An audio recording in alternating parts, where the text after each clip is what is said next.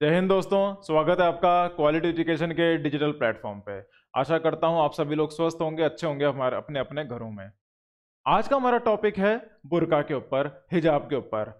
हालांकि अभी मीडिया के अंदर बहुत ज्यादा कंफ्यूजन चल रहा है लोगों के बीच में, मीडिया के बीच में, और कई बार मीडिया न्यूज तो हिजाब की डालना चाह रहा है लेकिन वो बुर्का उसमें दिखा देता फोटो में। तो बुर्का क्या होता है, हिजाब क्या होता है, हम थोड़ा डिस्कस करेंगे। लेकिन हाल फिलहाल में इशू चल क्या रहा है, ये मुद्दा कोई नया नहीं है, ऐसा नहीं है ये मुद्दा 2 या 3 दिन पहले आया है। ये मुद्दा काफी समय से चला आ रहा है और इस तरह के मुद्दे भारत का संविधान या भारत का सुप्रीम कोर्ट बहुत पहले से देखता जा रहा है। तो हम पूरा कंप्लीट इसका एनालिसिस करेंगे, पूरी सरल भाषा में इसका पूरी तरह से विश्लेषण करेंगे। बने रहिएगा मेरे साथ आखिरी तक, क्योंकि अगर आपने ये वीडियो बीच में छोड़ा तो हो सकता है शायद आप एक पार्शियल व्यू पॉइंट यहां से लेकर जाएं। तो पूरे विश्लेषण के लिए और बहुत एकदम न्यूट्रल पर्सपेक्टिव के थ्रू, पॉलिटिक्स से हटकर, और जितनी भी कंट्रोवर्सी है, जितना भी मीडिया का जितना भी मिर्च मसाला है, उससे हटकर अगर इंफॉर्मेशन चाहिए तो प्लीज मेरे साथ आप अंत तक बने रहिए। आइए शुरू करते हैं आज का लेक्चर।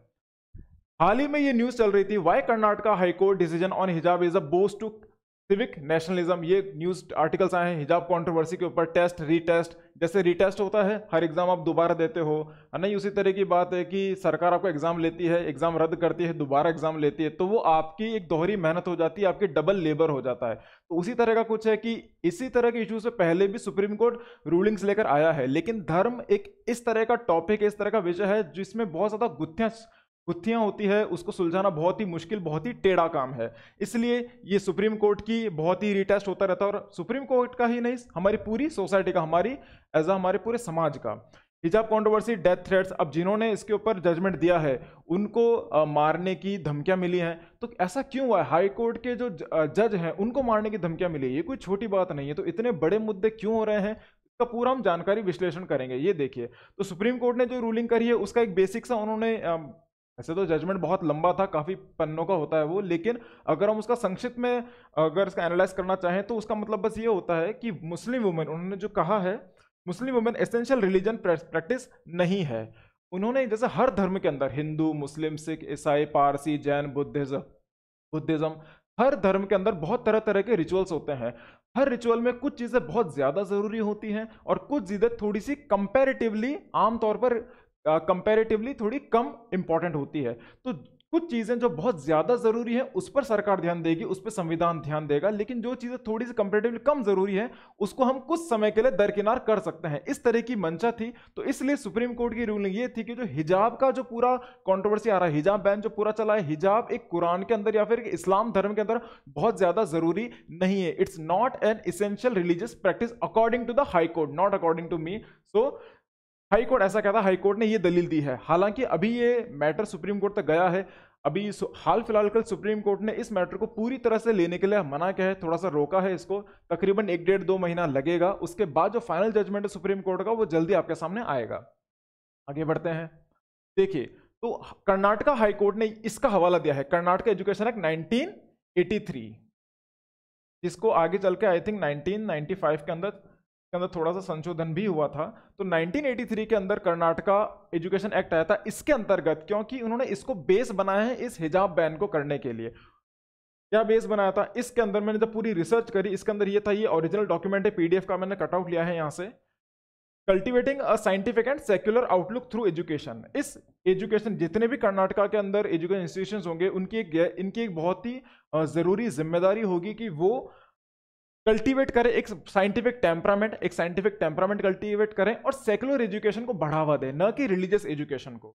जैसे भगवत गीता, कुरान, बाइबल, ये पढ़ाना निषेध होगा कुछ कॉलेजेस में। स्कूल के अंदर मिशनरीज कॉलेज स्कूल का वो अलग हिसाब किताब होता है, वो 28 आर्टिकल के अंदर आता है, माइनॉरिटीज का वो अलग होता है। लेकिन जो एज यूजुअल है, जो बहुत ही जनरल कॉलेज स्कूल्स हैं, उसके अंदर आप सेक्युलर और बहुत ही साइंटिफिक टेम्परामेंट की एजुकेशन को बढ़ावा देंगे। तो इसको बेस बना के जो कर्नाटका की स्कूल थी, बेसिकली जैसे कुछ मीडिया के अंदर ये भी लिखा हुआ है कि कॉलेज है, वो कॉलेज नहीं है, वो स्कूल है। मैं समझाऊंगा आपको टेक्निकल करके, क्योंकि कई बार क्या आधा अधूरा ज्ञान दो धारी तलवार की तरह होता है। मीडिया के अंदर उसे कॉलेज बता रहे हैं बट वो एक्चुअल में कॉलेज नहीं है, मैं आपको समझाता हूँ। तो उसके अंदर आप सेक्युलर और साइंटिफिक टेम्परामेंट को बढ़ावा देंगे इस कर्नाटका एजुकेशन एक्ट 1983 के तहत। यहां पे जैसा लिखा हुआ है, Karnataka government today took the stand before the Karnataka high court during the hearing हिजाब केस आर्टिकल 25, आर्टिकल 14, 19 और 21। ऑलराइट, तो article I'll write over here. So article 25, माफ कीजिए, आर्टिकल 25, 19A बेसिकली, देन 14। ये जो 3 आर्टिकल हैं ये ज्यादा न्यूज में रहे हैं, ये ज्यादा हाईलाइट में रहे हैं। आर्टिकल 25 पूरा religion, article right to religion के ऊपर है, आर्टिकल 19 है राइट टू फ्री एक्सप्रेशन, और आर्टिकल 14 है राइट टू इक्वालिटी। ये तीनों ही मूल आपके अधिकारों में आते हैं। इसे इंग्लिश में, अंग्रेजी में कहते हैं फंडामेंटल राइट्स। ये आपके फंडामेंटल राइट्स के अंदर आते हैं। तो जिन लोगों ने दलील दी है, जिन लोगों ने हिजाब बैन के खिलाफ जो दलील दी है, उन्होंने एक बेस रखा है आर्टिकल 19, 14 और आर्टिकल 25 का, उसका हवाला दिया। और कुछ लोगों ने इसको आर्टिकल 21 से भी जोड़ा है, राइट टू प्राइवेसी।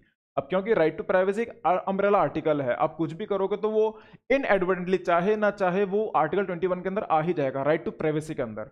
ओके, चलिए आगे बढ़ते हैं। तो टेक्निकल इशू है। अब यहाँ भी लिखा है गवर्नमेंट कहती है, तो गवर्नमेंट नोटिफिकेशन आया था, उसके तहत any person of their rights he has also argued that the notification, I'm so sorry, yes, notification was valid issued under the relevance provisions of the Karnataka Education Act, Karnataka Education Act जो मैंने आपको बताया है अभी यहाँ पर, and that was wearing of hijab was not an essential practice in Islam। उनके कहने के हिसाब से हिजाब पहनना एक बहुत ही जरूरी प्रैक्टिस नहीं है इस्लाम के अंदर। आगे बढ़ते हैं। हिजाब वेल्ड इन कंट्रोवर्सी, पूरी तरह से गुत्थी बन चुके हैं कंट्रोवर्सी। पूरा सच क्या है लोगों को पता नहीं है। सच में आधे सच के ऊपर लोग अपनी पूरी बयानबाजी कर रहे हैं, लेकिन हमारी जिम्मेदारी बनती है कि हम पॉलिटिक्स से उठकर, मिर्च मसाला से उठकर एक बहुत ही रियल इंफॉर्मेशन यहां पर लेकर आए। यहां पे लिखा है, अब जैसे हिजाब, इस्लाम धर्म के अंदर हिजाब को एक बहुत ही प्योर चीज मानी गई है, और उसका मतलब है मॉडेस्टी एंड प्राइवेसी। हिजाब का दरअसल जब मैंने थोड़ा सा इधर उधर देखा, पढ़ा, लोगों से पूछा, जो मेरे मुस्लिम दोस्त हैं उनसे मैंने पूछा, उन्होंने मुझे बताया हिजाब का रियल अर्थ ये होता है, जो भी महिलाएं पहनती है, ये इनका बहुत ही मॉडेस्टी और बहुत ही प्राइवेसी का सेक्टर। जैसे हमारे हिंदू धर्म के अंदर घूंघट होता है। अब घूंघट आप देखते हो, घूंघट की वैल्यू क्या होती है, घर परिवार के अंदर हम जब घूंघट लगाते हैं, उसी तरह से बहुत ही सेक्रेड, बहुत ही रिलीजियस एक इसका मीनिंग होता है हिजाब का। आप इस्लाम की जो जितनी भी महिलाएं हैं, बहनें हैं, माताएं हैं, वो सभी हिजाब इसलिए लगाते हैं, ऐसा कोई इंसान, ऐसा कोई मर्द, ऐसा कोई मेल इंसान जिससे उनके शादी होने के चांसेस हों, जिससे उनके विवाह होने के चांसेस हो, उनको उनके बाल सर के नहीं दिखने चाहिए, तो उसको ढकने के लिए हिजाब लगाया जाता है। ये एक आर्ग्यूमेंट है। अब ये ओपन टू मल्टीपल इंटरप्रिटेशन है, इसकी बहुत तरीके से व्याख्या हो सकती है। इसका इंटरप्रिटेशन 1 से 2, 2 से 4, 4 से 8, 8 से 16 भी हो सकता है। कहने का मतलब यह है कि जिस तरह से हर धर्म के अंदर अपनी कुछ वेशभूषाएं होती है, अपने कुछ हम हाथ में धागा बांधते हैं, उसकी हमारी अलग अलग इंपॉर्टेंस है। हम गले में कुछ लोग क्रॉस पहनते हैं, हम ताबीज पहनते हैं, उसकी एक अलग इंपॉर्टेंस है। हाथ में कड़ा पहनते हैं, पैरों के अंदर धागा बांधते हैं, हर की एक रिलीजियस इंपॉर्टेंस है। वैसे ही इसके अंदर, इस्लाम के अंदर, मॉडेस्टी और प्राइवेसी का सिंबल है हिजाब पहनना। अब ये क्या है, देखिए, सबसे पहले लोगों को पता नहीं है हिजाब क्या होता है, बुर्का क्या होता है। ये देखिए आप, ये जो फोटो है इनके अंदर, इसे कहते हैं खिमार, इसे कहते हैं खिमार। एक्चुअली ये शोल्डर को कवर करता है, आपकी गर्दन को कवर करता है, और आपके सर को कवर करता है। ये जो होता है, ये ज्यादा आपने देखा होगा अफगानिस्तान की जो महिला होती है वो इस तरह का पहनती है। इसे कहते हैं पूरा बुर्का, covers entire body including the face. आपका चेहरा, आपकी आंखें, आपकी पूरी बॉडी, यहां तक कि आपकी उंगलियों के यहां तक का पोर्शन भी सब पूरी तरह से कवर होता है। इसे कहते हैं बुर्का, ये है बुर्का। इसे कहते हैं निकाब। निकाब ये होता है जिसमें आपका गला छुपता है, सर छुपता है, चेहरा भी छुपता है, सिर्फ आपकी आंखें बाहर रहती है। इसके अंदर देखो, इसमें चेहरा खुला हुआ है, इसमें सिर्फ आंखें खुली हुई है, इसके अंदर आंखें भी बंद है। तो बुर्का, खिमार और निकाब के अंदर एक फर्क होता है, वो फर्क जानने की जरूरत है। इसे कहते हैं हिजाब। हिजाब क्या होता है, ये सिर्फ आपके बालों को और आपके गलों को छुपा के रखता है। ये सिर्फ आपके बालों और गले को ही ढक के रखता है, इसे कहते हैं हिजाब। चौदर होता है, ये आपकी पूरी बॉडी को कवर करता है, लेकिन ये कम से कम आंखों को खुली करता है। जैसे ये खिमार है, खिमार का ये मिक्सचर है खिमार और निकाब का, लेकिन इसके अंदर आंखें ढकी हुई है, इसके अंदर आंखें खुली हुई है। तो ये कुछ 4 तरह के मेजर, और भी इसमें वैरायटीज है, और भी तरह के वैरायटीज होते हैं। जैसे हमारे भी घूंघट कई तरह के होते हैं, कई घूंघट यहां तक होते हैं, कुछ घूंघट यहां तक होते हैं, कुछ घूंघट यहां तक होते हैं। तो उसी तरह के इसके अंदर भी वेरिएशन है। इसको पहनने के डिफरेंट तरीके हैं अलग अलग देशों के अंदर। अफगानिस्तान के अंदर अलग है, पाकिस्तान के अंदर अलग है, गल्फ नेशन जो है पर्शिया के अंदर अलग है, हिंदुस्तान में अलग है, बांग्लादेश में अलग है। तो अलग अलग तरीके से इसको पहना जाता है। आइए, अब जैसे religion dress codes for women in today society. अब बात सिर्फ अगर बाल कवर करने की है, अगर आपके केश को कवर करने की है, तो ये सिर्फ इस्लाम में नहीं है। ये देखिए आप इधर, ज्यूइश जो यहूदी होते हैं, यहूदियों की जो औरतें होती है, माफ कीजिएगा, ये मुस्लिम वुमेन है, मुस्लिम वुमेन की फोटो है, उनके अंदर ये होता है। कैथलिक्स के अंदर मदर टेरेसा जी की फोटो है। कैथलिक के अंदर भी जो क्रिश्चियन धर्म है उसके अंदर भी सर को ढका जाता है। सिख वुमेन, आप जब कभी गुरुद्वारे गए होंगे, मंदिर जाते हो, तो औरतें ज्यादातर अपने सर पे लगा लेती हैं जो उनका दुपट्टा है। सिख वुमेन हो गया, ये पुरितन वुमेन हो गया, ये कजाकिस्तान मंगोलियन पुरितन वुमेन वहाँ हो गया, ये मदर मैरी जो हमारे ईसाई धर्म के अंदर जिस मदर मैरी के हम जिनको मानते हैं वो भी एक स्कार्फ लगाते हैं। बुद्धिस्ट वुमेन हो गए, बुद्धिज्म के रिलीजन के अंदर, हिंदू धर्म के अंदर देखिए हमारे राजस्थान के अंदर भी आपने काफी लोगों को देखा घूंघट में। और ये जूइश हो गए, ये हो गए यहूदी जो हमारे इजराइल के अंदर पाए जाते हैं। कहने का मतलब ये है, अगर बात हिजाब की है, कपड़ा पहनने की है, सर को ढकने की है, तो वो बाकी धर्म के अंदर भी जो दूसरी औरतें हैं वो सभी इसको फॉलो करती है अपने अपने धर्म के हिसाब से। उनका पहनने का तरीका अलग है, नाम अलग है, लेकिन उन सभी की अपनी एक रिलीजियस इंपॉर्टेंस है। हर धर्म का अपना एक पहनावा होता है ना। इधर देखिए आप, हर धर्म का अपना एक पहनावा है ना। सभी लोग भगवान में मानते हैं, सबके भगवान अलग है, पहनने का तरीका अलग है ना। सिखों के अंदर देख लीजिए पगड़ी पहनते हैं, हमारे हिंदुओं के अंदर पूरा भगवा धारण पहनते हैं, माला पहनते हैं और पूरी दाढ़ी रखते हैं। ये देखो बौद्ध धर्म, वो बाल नहीं रखते हैं, वो ज्यादा शेव्ड हेड रखते हैं, वो उनका माथा शेव्ड होता है। तो इस तरह से अलग अलग प्रैक्टिसेस हैं। ये देखिए आप, कहने का मतलब ये है कि to look at whether a religious dress codes are restrictive for women. क्या इस तरह की जो वेशभूषा है, क्या धार्मिक वेशभूषा सच में उनके डेवलपमेंट के लिए, एम्पावरमेंट के लिए या सोसाइटी के अंदर पीस लाने के लिए जरूरी है? तो ये डिबेट इसके ऊपर है। तो आप ये देखिए, ये हमारे धर्म में देखिए, आज ये हमारे राजस्थान के अंदर ये फोटो आपने काफी बार देखी होगी। हमारी तकरीबन सभी माताएं बहनें इस तरह का घूंघट लगाकर समाज में आती हैं, जाती हैं, उठती हैं, बैठती हैं। राइट, आगे बढ़ते हैं। अब देखिए, अब क्योंकि ये पूरी डिबेट चल रही है धर्म के ऊपर, है ना, तो बहुत जरूरी है हमारे लिए ये समझना कि धर्म निरपेक्ष क्या होता है। धर्म निरपेक्षता तकरीबन ये जो शब्द था, ये जो फिलॉसफी थी सेक्युलरिज्म की, है ना, सेक्युलरिज्म की फिलॉसफी आई थी तकरीबन 1989 के अंदर। 1989 में क्या, to be very specific it's in May के महीने में 1989 के अंदर फ्रेंच रिवॉल्यूशन हुआ था।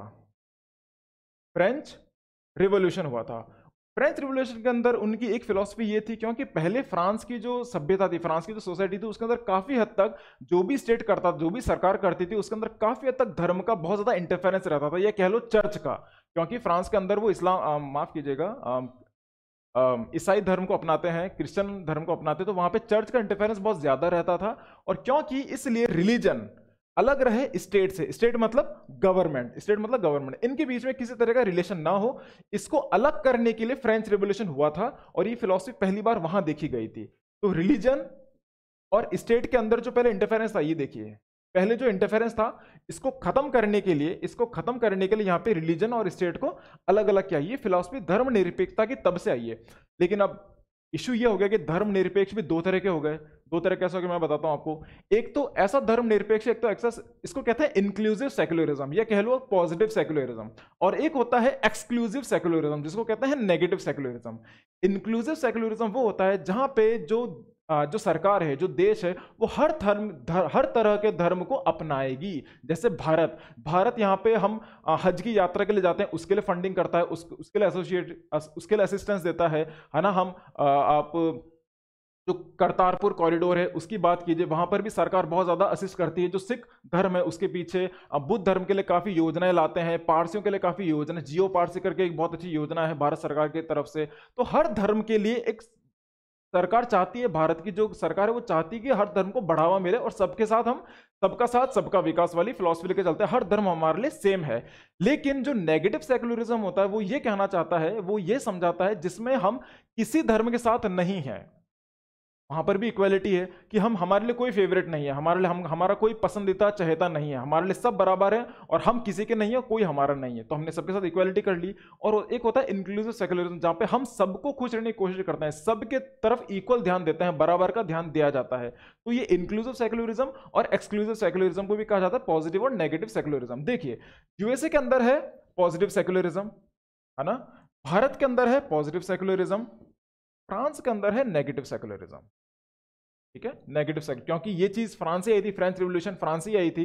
तो यहाँ पे साफ बात है कि रिलीजन अलग होगा, और रिलीजन का कुछ भी लेना देना नहीं होगा किसी स्टेट से, सरकार से, या उस समय जो गवर्नमेंट रन कर रही है उससे। ओके, तो ये करते हैं total separation between state and religion, arm land distance between state and religion. इसके अंदर होता है कि ठीक है, जो अपना धर्म निभा रहा है उसको निभाने दिया जाएगा। यूएसए के अंदर, अमेरिका की बात, अगर वहाँ दिवाली मना रहे हो आपको कोई नहीं रोकेगा, अगर वहाँ पे ईद मना रहे हो आपको कोई नहीं रोकेगा, पब्लिक में मना रहे हो कोई नहीं रोकेगा यूएसए के अंदर, गवर्नमेंट का इंटरफेयर भी नहीं होगा और आपको कोई रोकेगा भी नहीं। लेकिन अगर आप फ्रांस में जाओगे, फ्रांस में जाते हो और फ्रांस में अगर आप हिजाब पहनते हो स्कूल के अंदर, कॉलेजेस के अंदर, आपको साफ मना कर दिया जाएगा। अगर वहाँ पे पगड़ी पहनोगे आपको साफ मना कर दिया जाएगा। आपको हाथ में कड़ा पहनना अलाउ नहीं होगा, हाथ में जो आप धागा बांधते हैं। मेरे कुछ एक आध मित्र हैं जो अभी पेरिस के अंदर स्टडी कर रहे हैं, उनका भी यही कहना है कि वहां पर आप पब्लिक एक्सपोजर पे आप अपना धागा बांधकर आप कॉलेज, स्कूल कॉलेज नहीं जा सकते हो, आप अपना रिलीजियस को पब्लिकली डिस्प्ले नहीं कर सकते हो। तो यूएसए में अलाउ है लेकिन फ्रांस में अलाउ नहीं है। लेकिन सबसे आगे बढ़ चढ़कर हमारा भारत का जो संविधान है, इसलिए ये देश हमारे लिए बहुत प्यारा है क्योंकि भारत के अंदर हम हर तरह के धर्म को पूरी तरह से अपनाते हैं। तो ये हो गया इंक्लूसिव सेकुलरिज्म। अगर वहां पे किसी भी तरह की प्रैक्टिस कर रहे हो जो आपके लिए फायदे के लिए या आपके नुकसान के लिए, सरकार का इसमें एक बहुत ही पोरस इंटरफेरेंस होता है। पोरस मतलब क्या होता है? पोरस मतलब क्या होता है? पोरस का मतलब कोई भी ऐसी दीवार जो छिद्रित है, एक ऐसी दीवार जो छिद्रित है, जिसके अंदर कुछ भी चीज आ रही तो फिल्टर होके आ रही है। जैसे जाली होती है, आप खिड़की खोलते हो, एक तो जाली वाली खिड़की होती है और एक पूरी खिड़की होती है। अगर पूरी खिड़की खोलोगे तो पूरी हवा सीधे अंदर आती है, धूल मिट्टी कंकड़ सब अंदर आ रहे हैं, है ना। लेकिन एक जाली वाली होती है, उसमें क्या होता है, मच्छर बाहर रह जाते, धूल मिट्टी बाहर रह जाती है। तो वो छिद्रित, वो जो पोरस है वो भारत के अंदर है। कुछ भी गलत होता है तो भारत की सरकार उसमें इंटरफेयर करेगी। जैसे ट्रिपल तलाक की बात करी हमने, अब वो धार्मिक इशू है, उसमें सरकार को लगा कि कुछ गलत हो रहा है तो सरकार ने उसमें इंटरफेयर किया।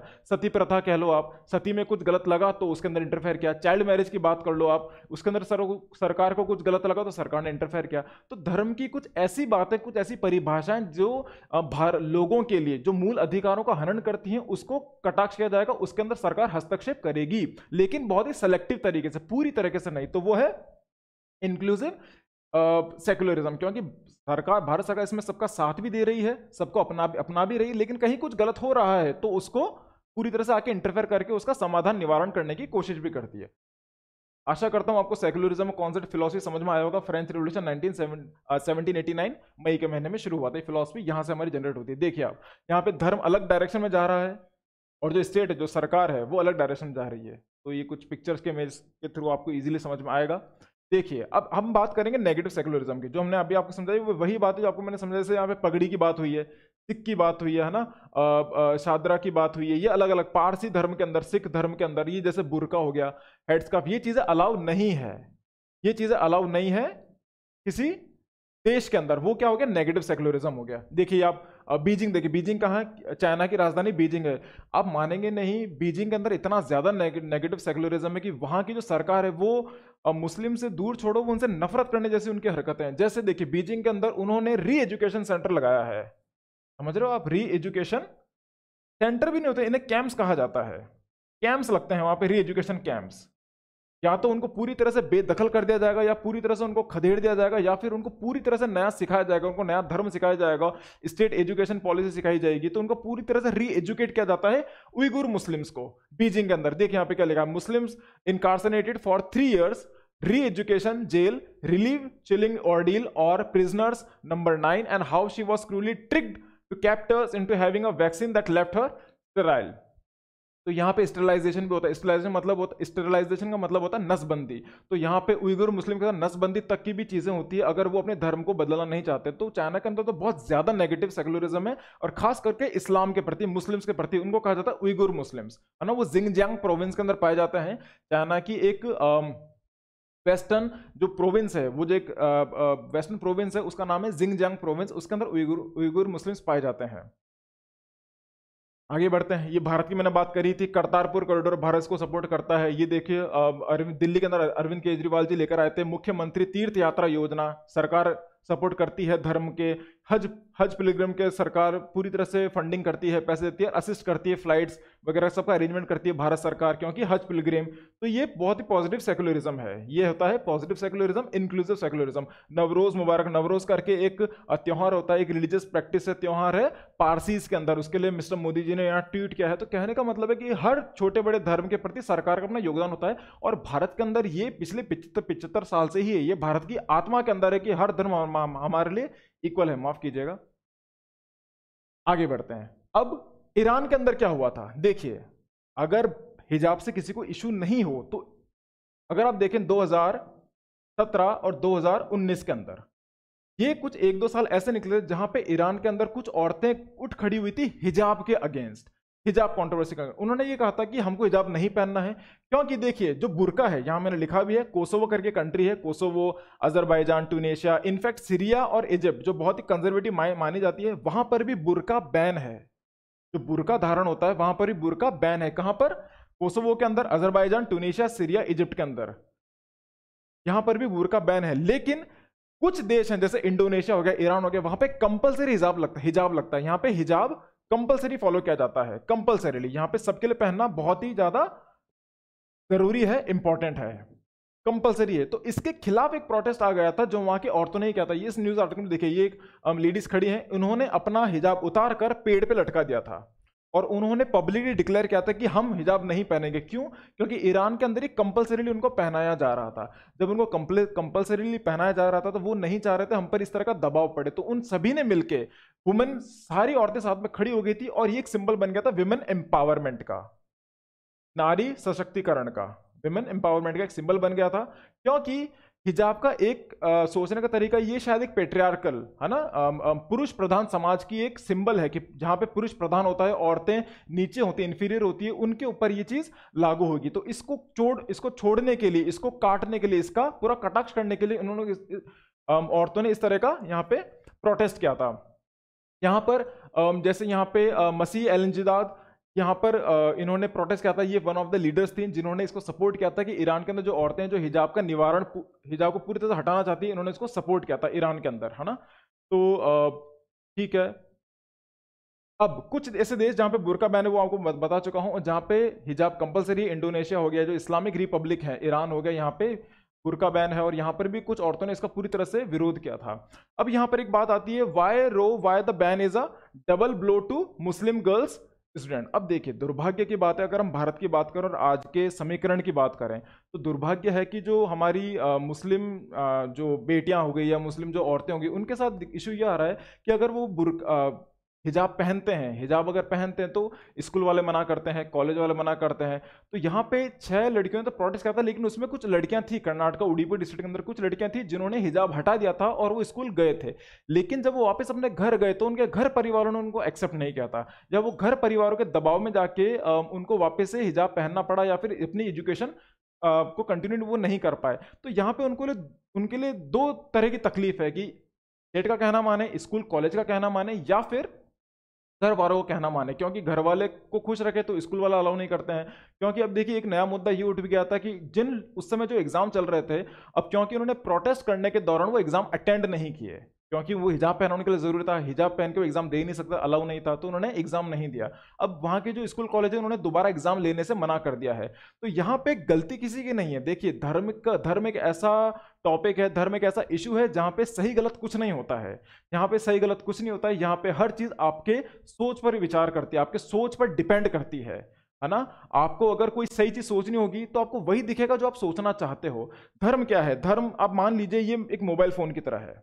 ये जो मोबाइल फोन है, धर्म इस मोबाइल फोन की तरह है। इसका मतलब ये है कि अब इस मोबाइल फोन को यूज करके आप आबाद भी हो सकते हो और इसको यूज करके आप बर्बाद भी हो सकते हो। इसका मतलब ये नहीं है कि मोबाइल फोन में दिक्कत है, इसका मतलब ये नहीं है टेक्नोलॉजी के अंदर दिक्कत है। धर्म इसी की तरह कुछ है कि आपके ऊपर डिपेंड करता है, ये आप किस तरह से इसको लेते हो, कि धर्म सही है गलत है, किस तरह से आप इसका इस्तेमाल करते हो, वो डिपेंड करता है। आप इसके अंदर जो स्टूडेंट्स हैं, मुस्लिम स्टूडेंट्स हैं, उनके साथ बहुत गलत इस वे में हो रहा है कि वो हिजाब पहन के एग्जाम दे ही नहीं सकते। हिजाब उतारते हैं तो घर वाले नाराज होते हैं। उनका जो पूरा ट्रेडिशन, उनका जो पूरा मुस्लिम धर्म है, ट्रेडिशन है, उसके खिलाफ वो जाते हुए दिखते हैं। तो ये उनके लिए बहुत ही कहते हैं ना, धर्म संकट वाली स्थिति आ गई है।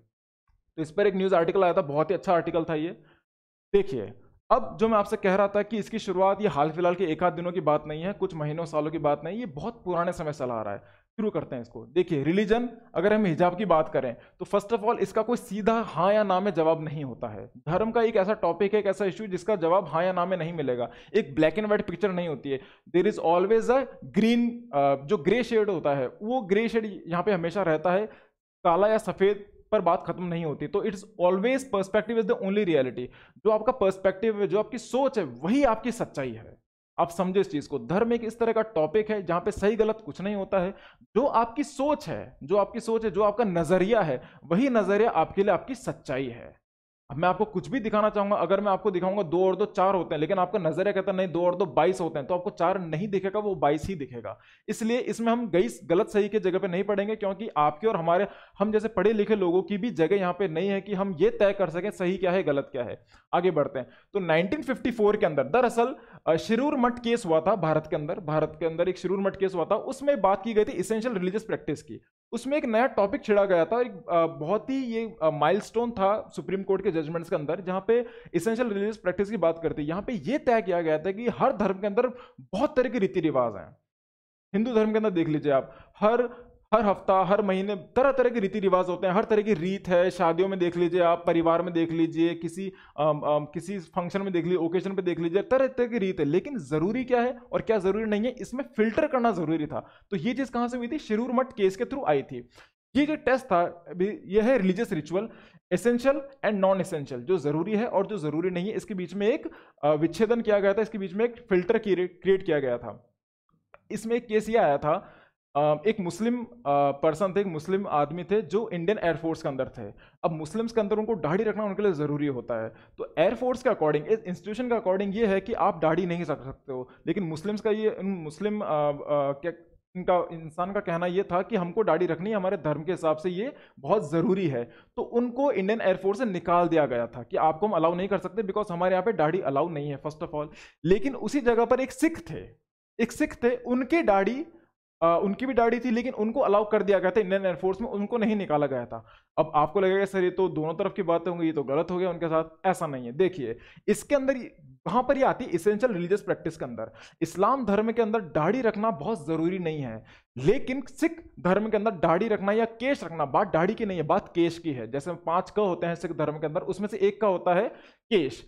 केश रखना उनके लिए जरूरी होता है। शरीर में जहां जहां भी केश आते हैं उनको वो चीज, उनको वहां हटाते नहीं है वहां से, उनके धर्म के, वो बहुत जरूरी है उनके धर्म के लिए। लेकिन इस्लाम के अंदर वो जरूरी नहीं। जैसे राजपूतों के अंदर है, अब राजपूतों के अंदर एक सिंबल है कि मूछें होनी जरूरी है, लेकिन जरूरी तो नहीं है हर राजपूत मूछें रखता हो। राजपूत के अंदर हम नग पहनते हैं, हम ना कान में कुंडल पहनते हैं, लेकिन जरूरी नहीं है कि हर राजपूत कुंडल पहने, क्योंकि ये प्रैक्टिस रिलीजियस है लेकिन इतनी जरूरी नहीं है। ऐसा नहीं कि इसके बिना आप उस धर्म से बिल्कुल छूट गए हो। तो यहां पे प्रैक्टिस आती है इसेंशियल नॉन रिलीजियस प्रैक्टिस की, इसेंशियल नॉन इसेंशियल की। ठीक है, तो सिख और मुस्लिम वाला जो केस था, ये केस 1954 के अंदर शिरूर मठ के द्वारा एड्रेस किया गया था। अब देखिए मेन दिक्कत यहाँ पे सुप्रीम कोर्ट के लिए ये आ जाती है कि बात बात पर सुप्रीम कोर्ट को अखाड़े में उतारा जाता है। एक तो भगवान अखाड़े में उतरता है और एक सुप्रीम कोर्ट अखाड़े में उतरता है, जहां पे उनकी कोई गलती नहीं है। समझे, कोशिश कीजिएगा। सुप्रीम कोर्ट कोशिश करता है कि इस तरह की डिबेट्स का निवारण किया जाए, लेकिन इशू ये आता है, थियोलॉजिकल डिबेट टेस्ट होता है। थियोलॉजिकल मतलब क्या होता है, स्पिरिचुअल, है ना, स्पिरिचुअल कह लो या फिर रिलीजियस प्रैक्टिस, है ना। सुप्रीम कोर्ट किसी बात का निवारण लेकर आना चाह रहा है, सुप्रीम कोर्ट किसी बात का जवाब लेना आ रहा है, लेकिन फिर लोग बताते हैं कि भगवत गीता के इस श्लोक में ये लिखा हुआ है, कुरान की इस आयत में ये लिखा है, बाइबल के इस स्टांसा में, इस फ्रेज में ये लिखा हुआ है, तो धर्म पूरी तरह से अंदर आ जाता है। अब आपने देखा होगा हाल फिलहाल के अंदर ट्रिपल तलाक की बात हुई थी। अब ट्रिपल तलाक सीधा सा सवाल था विमेंस राइट का, विमेन, औरतों के हक का। वो मैंने पिछली वीडियो यूसीसी के अंदर कवर किया था, थोड़ा सा पोर्शन कवर किया था। प्लीज उस वीडियो में जाके देखिएगा जरूर कि किस तरह से ट्रिपल तलाक का जो थोड़ा सा इशू है वो किस तरह से अब पॉलिटिक्स हो गया था, रिलीजन के बीच में आ गया था। अब सुप्रीम कोर्ट और सरकार की तो जिम्मेदारी ये होती है कि माफ कीजिएगा, सुप्रीम कोर्ट और सरकार की जिम्मेदारी तो ये होती है कि धर्म का इसमें निवारण लेकर आए, सोल्यूशन लेकर आए। लेकिन अब बात बात पे आयत आ जाती है, श्लोक आ जाते हैं, बाइबल्स की लाइंस आ जाती है, तो इसमें सुप्रीम कोर्ट पूरी तरह से फंस जाता है। क्योंकि किसको खुश रखे, भारत एक बहुत ही डाइवर्स कंट्री है, तरह तरह के भांति भांति के धर्म है, तरह तरह के लोग हैं, और एक धर्म के अंदर भी काफी लेयर्स हैं। अगर आप हिंदू धर्म की बात करो तो ब्राह्मण के अलग रूल्स है, क्षत्रिय, वैश्य, दलित, शूद्र, इन सबके अलग अलग रूल्स हैं। अगर आप मुस्लिम्स की बात करो तो शिया के अलग रूल्स है, सुन्नी के अलग रूल हैं। अब अगर क्रिश्चियन की बात करो तो उसके अंदर प्रोटेस्टेंट्स अलग है ना, कैथलिक्स अलग हैं, जेहोवा विटनेस अलग है। तो अगर आप बुद्धिज्म की बात करो तो बुद्धिज्म के अंदर भी श्वेतांबर होते हैं, श्वेतांबर होते हैं और दिगंबर होते हैं, अलग अलग तरह के सेक्ट है। तो हर धर्म के अंदर बहुत लेयर्स हैं, तो किस किस को खुश रखा जाए, ऐसा नहीं कि सिर्फ हिंदू मुस्लिम खुश रखना है, हर धर्म के अंदर अलग अलग तरह के सेक्ट होते हैं। एनीवेज, मैं ये कहना चाह रहा था, थियोलॉजिकल डिबेट के अंदर सुप्रीम कोर्ट को बार बार घसीटा जाता है। तो दिक्कत यही आती है। सबरीमला का एग्जांपल ले लो आप, ट्रिपल तलाक, सबरीमला बहुत ज्यादा कॉन्फ्लिक्ट में चला था, इसके अंदर वुमेन एम्पावरमेंट की बात बीच में आ गई थी। ट्रिपल तलाक का संथारा, संथारा क्या होता है, संथारा दरअसल जैन धर्म के अंदर एक प्रैक्टिस होती है, रिलीजियस प्रैक्टिस, कि जब जैसे हमारे यहाँ पे समाधि ली जाती है, हिंदुओं के अंदर समाधि ली जाती है, जैनिज्म के अंदर होता है आप संथारा प्रैक्टिस करते हो। अगर आपको अब अपने प्राण को त्यागना हो तो आप सिंपली खाना खाना बंद कर दीजिए, आप खाना खाना बंद कर देंगे तो ऑटोमेटिक आपकी आत्मा आपके शरीर को छोड़ देगी। संसारिक प्रैक्टिस होती है, इसको भी इलीगल कर दिया गया था। इसके भी इलीगल तो नहीं किया गया था, लेकिन इसको काफी हद तक ये डिबेट में रहा था। सुप्रीम कोर्ट को काफी मशक्कत लगी थी इसमें एक सही जजमेंट लाने के लिए, है ना। Self immolation, what is self immolation? आप खुद को जला लेते हो। जैसे बुद्धिज्म के अंदर एक प्रैक्टिस है, अगर बुद्धिज्म को किसी बात का प्रोटेस्ट करना है, किसी बात का विरोध करना है, तो वो खुद को जला लेते हैं। वो खुद को जला ले, वो खुद को नुकसान पहुंचाते हैं। वो किसी और को नुकसान, हमारे तो यहाँ तो चलो बस जला दी, टेम्पो जला दिया, पूरे डीजल उड़ा दिया, ना पब्लिक प्रॉपर्टी हो गई, सरकारी बिल्डिंग तोड़फोड़ कर दी। वो लोग क्या करते हैं, बुद्धिस्ट क्या करते हैं, वो खुद को जला देते हैं। ये इनका एक विरोध करने का तरीका है, इनकी प्रैक्टिस है, रिलीजियस प्रैक्टिस है ये। तो अब ये इमोलेशन है, इसके ऊपर सुप्रीम कोर्ट को बहुत जद्दोजहद करनी पड़ती है। आनंद मार्ग सेक्ट, आनंद मार्ग एक ऐसा सेक्ट है, एक ऐसा ग्रुप है हिंदू धर्म के अंदर जो जिनके लिए तांडव, तांडव एक डांस होता है, जो अपने नृत्य होता है, डांस नहीं बोलूंगा, नृत्य बोलूंगा। तांडव एक नृत्य होता है जो हमारे शिव भगवान, जो हिंदू धर्म के अंदर जो शिव भगवान को जो मान्यता है इनकी, उनको पब्लिक प्लेस में प्रैक्टिस करते हैं। लेकिन सुप्रीम कोर्ट ने उसको मना किया था कि आप इस तरह का पब्लिक प्लेस में नहीं कर सकते हो तांडव। तो ये एक प्रैक्टिस थी, अब उनकी रिलीजियस प्रैक्टिस थी। तो ये जो इतना सारा एग्जांपल मैं आपको बता रहा हूं, ये किस में फिल्टर हो गया था? इसेंशियल एंड नॉन इसेंशियल के अंदर फिल्टर हो गया था कि क्या जरूरी है और क्या जरूरी नहीं है। उसके अंदर बीच में एक छोटी सी लाइन खींची गई थी सुप्रीम कोर्ट के द्वारा। अभी देखिए स्पीकर, जैसे आपने देखा होगा, अब मुस्लिम्स जब प्रेयर करते हैं मॉर्निंग में, इवनिंग में, शाम को, दिन में, रात को लेट, और जब सिख गुरुद्वारा में तो वो स्पीकर पे प्रेयर्स करते हैं। आपने आप देखा होगा, जो नमाज पढ़ी जाती है स्पीकर पढ़ी जाती है। तो एक केस 2014 या 15 के अंदर हो गया था, जब सोनू निगम ने इस बात पे बहुत बड़ा विरोध किया था कि हम सुबह डिस्टर्ब हो जाते हैं, ये क्या तरीका है प्रेयर करने का। तो वो भी एक रिलीजियस इशू बन गया था कि स्पीकर्स पे, लेकिन वो उनके रिलीजन के अंदर आता है। वो चीज होती है इसेंशियल नॉन इसेंशियल के अंदर, सरकार उसको फिल्टर करती है, सुप्रीम कोर्ट उसको फिल्टर करती है। ये देखिए, अब विसर्जन प्रैक्टिस कर लो आप, जैसे दुर्गा पूजा होती है, गणेश विसर्जन होता है। अब विसर्जन, आप मूर्तियों को विसर्जन करते हो, लेकिन इससे क्या होता है, इन्वायरमेंट, प्रकृति को बहुत ज्यादा नुकसान होता है, क्योंकि बहुत ही केमिकल से बने हुए होते हैं वो मूर्तियां। तो उससे प्रकृति को बहुत नुकसान होता है, मछलियों को, जो जल जीव होते हैं उनको बहुत नुकसान होता है। तो ये क्या हो गया, एक इन्वायरमेंटल इश्यू हो गया। ये क्या हो गया, एक इन्वायरमेंटल इश्यू हो गया। तो अब कहने का मतलब मेरा यह है, ये पूरा समझाने का मेरा तात्पर्य मात्र इतना है कि धर्म के अंदर कई ऐसे लेयर हैं, धर्म के अंदर कई ऐसी गुत्थियां हैं जिनको सुलझाने के लिए बहुत मशक्कत करनी पड़ती है, क्योंकि सब आपस में इतनी ज्यादा उलझी हुई हैं कि सही क्या है गलत क्या है इसको तय करना तकरीबन नामुमकिन हो जाता है हमारे लिए और सुप्रीम कोर्ट के लिए भी। चलिए आगे बढ़ते हैं। अब देखिए 2015 के अंदर, ये केरला की बात है, केरला का वैसे बहुत बड़ा योगदान रहा है इसके अंदर। 2015 के अंदर केरला के अंदर नीट का एग्जाम होता है, पीएमटी प्री मेडिकल टेस्ट होता है, इंटेलिजेंस ब्यूरो। अगर कभी आपने आईबी का एग्जाम दिया हो तो आपको पता होगा कि आप जब एग्जाम देने जाते हो तो आपसे सब कुछ उतरवा ले जाता है। आपकी अंगूठी पहनी हुई, आपने जो धागा पहना हुआ है, कुछ भी पहनते हो उसका सबको हटा दिया जाता है। तो इसके ऊपर एक केस, कुछ लोगों ने इसकी पिटीशन दायर कर ली थी कि जो औरतें, मुस्लिम औरतें जो हिजाब बुर्का पहनकर आती है, उनके साथ ऐसा न किया जाए।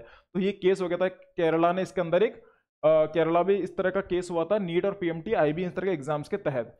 2016 के अंदर भी एक केस आया था, अम्मा bint Bashir versus CBSE case. इसके अंदर ये था कि जब सीबीएसई एग्जाम्स वगैरह होते हैं तो उसमें जो औरतें बुर्का पहनकर आती हैं या हिजाब पहनकर आती है, वहां पे चांसेस होते हैं कि कई बार गर्ल्स, हम मैंने उसको मिसयूज भी करते हैं, जैसे चीटिंग कर ली कभी, है ना, कई फर्रे छुपा के ले आते हैं। तो इस तरह की चीजें भी होती है। तो इसलिए सीबीएसई ने कहा था कि आप प्लीज, आप कुछ, जब तक एग्जाम चल रहे हैं तब तक आप बुर्का और निकाब हो गया, हिजाब हो गया, इन सबको आप घर ही त्याग कराएं कुछ समय के लिए। लेकिन उस चीज पर एक प्रोटेस्ट हो गया, तो उस पर भी नहीं माने थे, उस पर भी कम्युनिटी को काफी एक प्रोटेस्ट करने लगा, अच्छा नहीं लगा था, दे टुक इट वेरी ऑफेंसिव। तो ये हुआ था। उसके अंदर सुप्रीम कोर्ट ने लिया था, एक मेजर लिया था कि आप एडिशनल मेजर्स ले सकते हो, कि अगर आप कोई ऐसे बुर्का हिजाब पहनने वाले लोग अगर एग्जाम देने आ रहे हो तो आप उनको तकरीबन आधा घंटा 1 घंटा पहले एग्जाम में बुला लीजिए। इससे क्या होगा, आप उनके आराम से समय लेकर आप उनकी पूरी तफ्तीश कर सको, ताकि बहुत ही रिग्रेस चेकिंग हो सके कि बुर्का निकाब के अंदर कुछ ऐसा तो नहीं है जो एग्जाम में उनको चीटिंग करने में मदद करे। तो उसके लिए एक एडिशनल मेजर लिया गया था। 2018 के अंदर एक और केस आया था, Fatima versus state of Kerala. उसके अंदर ये था कि स्कूल के अंदर किसी मुस्लिम कम्युनिटी के अंदर कोई फादर थे, उन्होंने ये कहा था कि मैं अपनी बेटियों को हिजाब के साथ, बुर्के के साथ ही कॉलेज भेजूंगा, स्कूल, माफ कीजिए, कॉलेज नहीं था, स्कूल था, स्कूल में भेजूंगा, और यूनिफॉर्म वो नहीं पहनेंगे। स्कूल के अंदर यूनिफॉर्म होते हैं, स्कर्ट्स होते हैं कहीं, तो यूनिफॉर्म शायद उनके धर्म के हिसाब से वो सही नहीं था। तो उन्होंने कहा था कि हमारी बेटी को मैं हिजाब और निकाब के अंदर ही हम आपको उनको स्कूल भेजूंगा। उसके अंदर भी केरला सरकार ने कहा था नहीं, ऐसा नहीं चलेगा, जो इंस्टीट्यूशन कहता है इसी बात को प्राथमिकता दी जाएगी, आपके जो रिलीजियस राइट्स है उनको नहीं माना जाएगा, क्योंकि यूनिफॉर्म तो यूनिफॉर्म ही रहेगा। स्कूल के अंदर तो यूनिफॉर्म ही चलेगा, उसके अंदर अब हिजाब निकाब नहीं चलेगा। तो ये भी केस था कि उन्होंने अपनी बच्चियों को वहां से ड्रॉप आउट करवा लिया था, स्कूल से निकलवा दिया था। 2018 के 2019 के अंदर एक केस आया था नकाब बैंड का। बैंड हुआ था। नकाब तो चलो ठीक है, निकाब था, अच्छा ये भी हिजाब नहीं था, ये निकाब था, क्योंकि ये एक सिक्योरिटी रीजन आ जाता है यहाँ पे। जैसे मैंने आपको दिखा था फोटो के अंदर, निकाब होता पूरा आप कवर करते हो लेकिन सिर्फ आपकी आंखें दिखती है, और किसी और मर्द को, किसी गैर मर्द को ये अलाउ नहीं है इस्लाम धर्म के अंदर कि वो किसी मुस्लिम औरत का चेहरा देखे निकाब के अंदर। तो निकाब बैन कर दिया गया था, लेकिन इसके पीछे इशू था सिक्योरिटी रीजन का, जो बहुत ही रीजनेबल था। तो ये केस तो चलो ठीक चल गया था। 2022 के अंदर, जो इस साल है हमारा, कर्नाटक उडुपी, जिसके संदर्भ में मैं आपके सामने एक लेक्चर लेकर आया हूं, ये है। अब ये लेक्चर, ये जो इशू है पूरा, ये तकरीबन 2-3 महीना पुराना हो चुका है। आपको बेसिक इन्फॉर्मेशन तो होगी, कर्नाटका के अंदर उडुपी के नाम का एक डिस्ट्रिक्ट है, उसके अंदर एक पीयूसी है ना। ये है पीयूसी। पीयूसी क्या होता है? Pre university college. ये होता है प्री यूनिवर्सिटी कॉलेज, है ना। दरअसल ये क्या होता है, ये स्कूल ही होता है। अब जब आप 11th-12th में होते हो तो कहीं कहीं राज्यों में 11th-12th को पीयूसी कहा जाता है, कि आप यूनिवर्सिटी में एंट्रेंस लेने से पहले जो स्कूल करते हो, जो आप एजुकेशन लेते हो, उसे कहते हैं पीयूसी। तो ये एक तरह का स्कूल ही होता है, ये कॉलेज नहीं होता। तो यहाँ पर भी यूनिफॉर्म होती है। अब जिस तरह से 2018 के केस में यूनिफॉर्म को प्राथमिकता दी गई थी, वैसे ही यहाँ पे देनी चाहिए। लेकिन मैंने देखा है मीडिया के अंदर कुछ लोग इसको कॉलेज बताते हैं, ये कॉलेज नहीं है, ये प्री यूनिवर्सिटी कॉलेज है। कॉलेज में जाने से पहले जो आप तैयारी करते हो, जो स्कूल में रहते हो, वो स्टेट यहाँ पर है। अब हाईकोर्ट के पास गया डिसीजन, हाईकोर्ट सरकार ने बोला कि हिजाब को बैन करने, लोगों ने और प्रोटेस्ट किया, हाईकोर्ट तक गए, हाईकोर्ट ने भी कह दिया कि हिजाब को बैन कर दिया जाएगा, हिजाब अलाउड नहीं है स्कूल कॉलेजेस के अंदर। उसके बाद अभी मैटर गया सुप्रीम कोर्ट के अंदर। तो सुप्रीम कोर्ट तक मैटर गया, और मैंने आपको बताया था लेक्चर की शुरुआत में कि सुप्रीम कोर्ट ने हाल फिलहाल के लिए इसको रोका है, और सुप्रीम कोर्ट ने यह कहा है कि इस मैटर को हम जल्दी सुलझाएंगे, लेकिन अभी नहीं, कम से कम 1.5-2 महीने बाद। तो उस 1.5-2 महीने क्या करें, तो वो जो इंटरिम पीरियड है, वो जो इंटरिम पीरियड होता है कि एक पोर्शन छोड़ा और दूसरे पोर्शन जाने तक का जो ट्रांसफॉर्मेशन पीरियड होता है, उसे कहते हैं इंटरिम पीरियड। वो तकरीबन 2 महीने का, हाईकोर्ट से लेकर सुप्रीम कोर्ट तक का। तब तक के लिए आप हिजाब को आप सस्पेंड करेंगे। तो काफी लोगों ने फिर वापस से प्रोटेस्ट किया कि तो क्या 2 महीने तक हमारे जो फंडामेंटल राइट है, राइट टू प्राइवेसी, आर्टिकल 25, 14, 19, 21, इन सब का हनन होता रहेगा 2 महीने तक। तो ये भी केस है। अब ये गुत्थी भी सुलझी नहीं है, हाईकोर्ट मैटर गया है, अब देखते हैं हाईकोर्ट इस पर क्या निष्कर्ष निकाल के लाते हैं। तो एक फर्दर कॉन्ट्रोवर्सी हो गई है, एक एडिशनल कॉन्ट्रोवर्सी हो गई है कि 2 महीने क्या करें फिर, है ना। तो why Karnataka high court decision on hijab is a boost to civic nationalism. अब कुछ आर्टिकल्स तो इस आर्टिकल को, इसको बहुत ज्यादा सपोर्ट कर रहे हैं। ये जो डबल टैक्सेशन की बात करी, लिखी थी मैंने इधर। डबल टैक्सेशन का मतलब वही था कि दुर्भाग्य से कुछ मुस्लिम स्टूडेंट्स हैं, उनको बहुत ही दिक्कत ये आ रही है कि वो हिजाब को लेकर स्कूल कॉलेज की बात माने या फिर ट्रेडिशन कस्टम जो उनका धर्म है उसकी बात माने। तो इसके चलते उनके एग्जाम छूट रहे हैं, वो एग्जाम नहीं दे पा रहे हैं, है ना। तो काफी तरह की बात आ गई। तो ये था डबल टैक्सेशन। टैक्सेशन मतलब दोहरा झटका।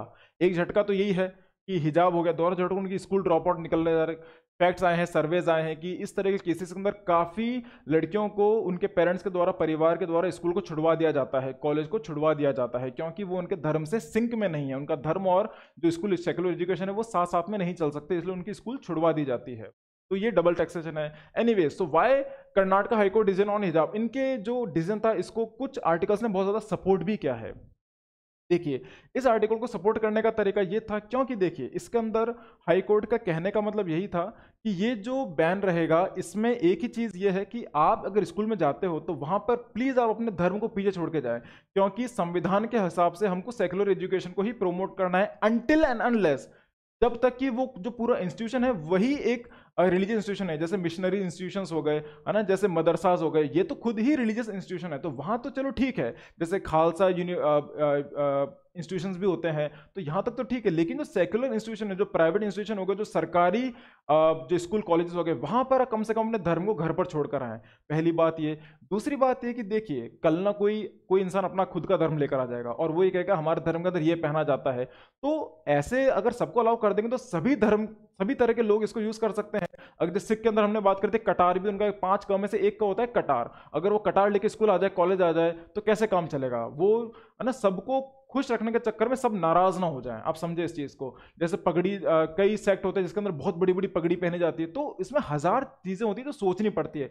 हर चीज को बैलेंस करने के लिए यहाँ पे कर्नाटक हाई कोर्ट ने ये डिसीजन लिया है कि हाल फिलहाल के लिए हिजाब को बैन कर देंगे।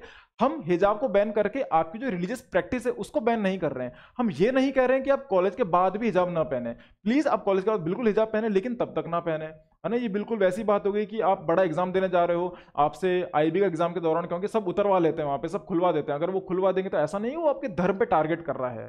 वो धर्म पे टारगेट नहीं कर रहा है, वो एक नीड है, वो एक नेसेसिटी की रूल्स है, रेगुलेशन है। जैसे जिस कॉलेज के अंदर मैं था, मैं आपको अपना पर्सनल एक्सपीरियंस बताऊंगा, माफ कीजिएगा मैं कॉलेज का नाम नहीं बता सकता, लेकिन मेरे कॉलेज के अंदर बॉयज को, जो लड़के थे, उनको जीन्स पहनना अलाउ नहीं था, टी शर्ट पहनना अलाउ नहीं था। हमको कॉलेज में पैंट और शर्ट में ही जाना पड़ता था। एक यूनिफॉर्म नहीं था, एक यूनिफॉर्म डिसाइड नहीं था, लेकिन एक ड्रेस कोड था कि आपको पैंट शर्ट में ही आना है। और जो हमारी गर्ल्स थी कॉलेज के अंदर, उनको लेगिंग्स अलाउ नहीं था, जीन्स अलाउ नहीं था, उनको सलवार सूट में ही आना था। तो जब वो एक रूल्स और रेगुलेशन में आता है, इसका मतलब ये नहीं उन्होंने किसी धर्म पर टारगेट किया है, इसका मतलब ये नहीं है कि उन्होंने किसी राइट टू चॉइस पर टारगेट किया है, कि मेरे एक्सप्रेशन को उन्होंने टारगेट किया है, ऐसा नहीं था। तो बॉयज को जींस पहनना अलाउ नहीं था, हमने माना, क्यों? क्योंकि रूल है। लेकिन हाँ, कॉलेज के बाहर आए तो हमने वही किया जो हमारा, जो इन जनरल हम करते हैं। तो कुछ रूल्स एंड रेगुलेशन की कुछ मान मर्यादा होती है, उनको फॉलो करना जरूरी होता है। इसका मतलब ये नहीं आपके धर्म को टारगेट किया गया है, किसी के भी धर्म को टारगेट किया गया है। तो ये बहुत ही सिंपल सी बात है। इसलिए कुछ लोग इसको बहुत ही मिस इंटरप्रेट कर रहे हैं, बहुत नाराज हैं कर्नाटक हाई कोर्ट से। आपको समझने की बात है कि ये कहीं ना कहीं सिविक नेशनलिज्म को प्रमोट ही करता है। कुछ संदर्भ में अगर देखना चाहे, जैसा मैंने आपको कहा कि धर्म तो खैर एक ऐसा नजर, एक ऐसी बात है जिसको आप जिस नजरे से देखना चाहोगे, आपको वहां से सही वहां से गलत दिखेगा। अब देखिए, बात यह है कि हमारे संविधान के अंदर ही कुछ दिक्कतें हैं। एक बहुत ही प्यारा आर्टिकल मैंने पढ़ा था, परसों ही पढ़ा था, इंडियन एक्सप्रेस के अंदर आया था, the problem with our constitution. हमारे संविधान के अंदर एक दिक्कत है।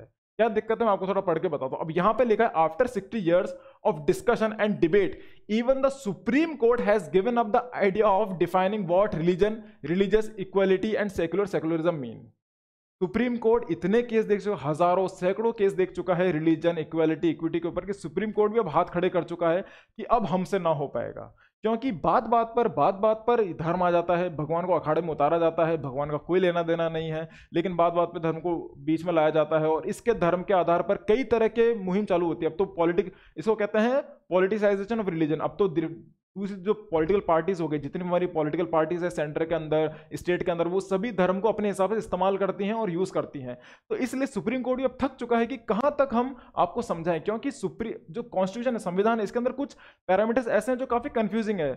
आप देख लीजिए, अगर आप रिजर्वेशन की बात करें, है ना, इसमें काफी लोगों को दिक्कत होती है। अगर आप आर्टिकल 25 की बात करें, उसमें काफी लोगों को दिक्कत है। आर्टिकल 28 की बात करें, उसमें काफी लोगों को दिक्कत है। आर्टिकल 25, 28, 30 की बात करें, 31 की बात करें, ऐसे बहुत आर्टिकल हैं। हम जैसे यूसीसी की बात करी थी हमने पिछले मेरे सबसे पहले लेक्चर के अंदर, आर्टिकल 44 है वो, है ना, आर्टिकल 44। अब यूसीसी जो यूनिफॉर्म सिविल कोड है, उसके अंदर भी काफी लोगों को दिक्कतें हैं। सबको खुश नहीं रखा जा सकता, क्योंकि भारत की एक बहुत ही एक आत्मा है जो बहुत ही डाइवर्स है। वो दूसरे देशों की तरह ऐसा नहीं है कि सब जगह कॉमन अप्लाई होता है। यहाँ पे हर क्षेत्र में, अगर आप राजस्थान में देखो तो हर 200-250 किलोमीटर के अंदर लोगों को कहने का लहजा बदल जाता है, एक एक्सेंट बदल जाता है, भाषा बदल जाती है। राजस्थानी भाषा को शेड्यूल 8 के अंदर अभी तक क्यों नहीं रखा गया है? क्योंकि राजस्थानी भाषा पहली बात लिखी भी नहीं है, और सबका अपना अपना एक वर्जन है। अगर आप गंगानगर जाओगे, वहां पर एक अलग वर्जन है। आप मेवाड़ जाओगे, वहां अलग वर्जन है। जैसलमेर जाओगे, अलग तरीके से बोली होती है। तो बोली बदलती रहती है, तो वो हर राज्य के अंदर है, हर रीजन के अंदर, राजस्थान के अंदर। तो वैसे ही धर्म है, धर्म के बहुत ज्यादा लेयर्स हैं, बहुत ज्यादा इसके फॉर्म्स हैं, टाइप्स हैं। तो सबको खुश कब तक रखा जाए? तो संविधान बनाया गया है, संविधान हमारा बेस्ट भले ही ना हो, लेकिन बेस्ट अवेलेबल जरूर है ना। तो ये कुछ बातें लिखी, क्रिश्चियंस हो गए, है ना, इक्वालिटी, रिलीजन, सेक्युलरिज्म, ये बहुत ही आर्टिकल था। तो ये पढ़ के मुझे हंसी भी आ रही थी, और ये पढ़ के मुझे थोड़ा सा दुर्भाग्य भी लग रहा था देश के लिए, कि ऐसा कौन सा संविधान होगा जो सबके लिए परफेक्ट हो। वो बहुत ही मुश्किल है। आइए देखिए, why is religion so complicated. जैसे हमने देखा कि हमारा जो संविधान है बहुत ज्यादा जटिल है, किसकी तरह? हमारे धर्म की तरह बहुत ही जटिल है। क्यों? क्योंकि धर्म भी जटिल है। देखिए, मेरी खैर इसमें ज्यादा समझ नहीं है, और मैं ये मान के चलूंगा कि मेरी समझ धर्म को लेके आपसे ज्यादा नहीं होगी, लेकिन मेरे को इतना जरूर पता है कि धर्म सिर्फ एक विश्वास करने वाली बात है, बिलीव करना है, बिलीव नहीं करना। भगवान बुद्ध के पास एक व्यक्ति आए थे, उन्होंने कहा था कि क्या भगवान है? तो उन्होंने ये कहा था कि भगवान नहीं है, क्योंकि वो एक बहुत ही भगवान में आस्था रखने वाला व्यक्ति था। उसने कहा था कि बुद्ध जी, मैं बचपन से ही भगवान में बहुत मानता हूँ, क्या भगवान है? तो उन्होंने कहा था भगवान नहीं है। बहुत डिसअपॉइंट हो गए। एक इंसान आया था जो बिल्कुल भगवान में नहीं मानता था, उन्होंने पूछा उनसे कि क्या भगवान है? तो सिद्धार्थ ने, बुद्ध ने कहा कि हाँ भगवान है। तो जो भगवान बिल्कुल नहीं मानता था उनको कहते हैं भगवान है, और जिन्होंने जो भगवान की बचपन से पूजा करते थे उनको कहते हैं भगवान नहीं है। तो ये कॉन्ट्रडिक्शन क्या है? बात यह है कि आप भगवान में बिलीव करें या भगवान में बिलीव ना करें, आप फाइनली कर तो बिलीव रहे हैं, फेथ ही कर रहे हैं। जैसे अगर आप भगवान में मानते हैं और अगर भगवान में नहीं मानते हो, अगर आप भगवान में मानते हो ठीक है, अच्छी बात है, भगवान में नहीं मानते हो ठीक है, वो भी अच्छी बात है, लेकिन आप कर क्या रहे हो? आप कर तो विश्वास ही रहे हो। आपका विश्वास है कि भगवान है, और अगर आपको लगता है कि भगवान नहीं है तो वो आपका विश्वास है कि भगवान नहीं है। तो इवेंचुअली बात घूम फिर के कहाँ आती है? बिलीफ के ऊपर। आपकी जो सोच है, आपका जो नजरिया है, उसके ऊपर आती है। सीधी सी बात है। तो रिलीजन इन इटसेल्फ बहुत ज्यादा कॉम्प्लिकेटेड है, और भारत के अंदर तो एक नहीं, काफी रिलीजन है। जैसे मैंने आपको बोला था कि जो भी धर्म है, जो भी रिलीजन है, वो क्या है? वो एक टेक्नोलॉजी की तरह है, वो एक मोबाइल फोन की तरह है। जो मैंने आपको एग्जांपल थोड़ी देर पहले बताया भी था, वो एक मोबाइल फोन की तरह है कि आप उसको कैसे यूज करते हो, कैसे आबाद होते हो, कैसे बर्बाद होते हो, वो आप पे निर्भर करता है। उसमें धर्म गलत नहीं है, उसमें रिलीजन गलत नहीं है, लेकिन आप उसको किस तरह इस्तेमाल करते हो, आपका नजरिया क्या है, वो आपको आबाद करेगा, बर्बाद करेगा। धर्म को भी आबाद बर्बाद नहीं करता है। आइए तो खत्म करते हैं आज के लेक्चर को इस डायलॉग के साथ। ये मूवी आपने जरूर देखी होगी, आशा करता हूं। ओ माय गॉड करके, मैंने सिर्फ इंसान बनाया है, इंसानों ने धर्म, जात पात, मजहब का धंधा शुरू किया है। तो भगवान ने तो सच में इंसान बनाया है। यहाँ पे क्या है? ये ई रॉन्ग नंबर है। ये मूवी शायद आपने देखी होगी, पीके करके मूवी है, और काफी फनी मूवी, इंटरेस्टिंग मूवी है, और काफी इंफॉर्मेटिव मूवी है। तो एक डायलॉग ये भी बहुत अच्छा है, जहां धर्म है ना, वहां सत्य के लिए जगह नहीं है। जहां धर्म है वहां सत्य के लिए जगह नहीं है, और जहां सत्य है वहां धर्म की जरूरत नहीं है। ठीक है, तो खत्म करते हैं इसके साथ आज का लेक्चर। आशा करता हूं आपको ये समझ में आया होगा। इसकी पीडीएफ आपको टेलीग्राम पे हिंदी और इंग्लिश दोनों ही भाषा के अंदर मिल जाएगी। This is Khushwant Singh signing off. जय हिंद।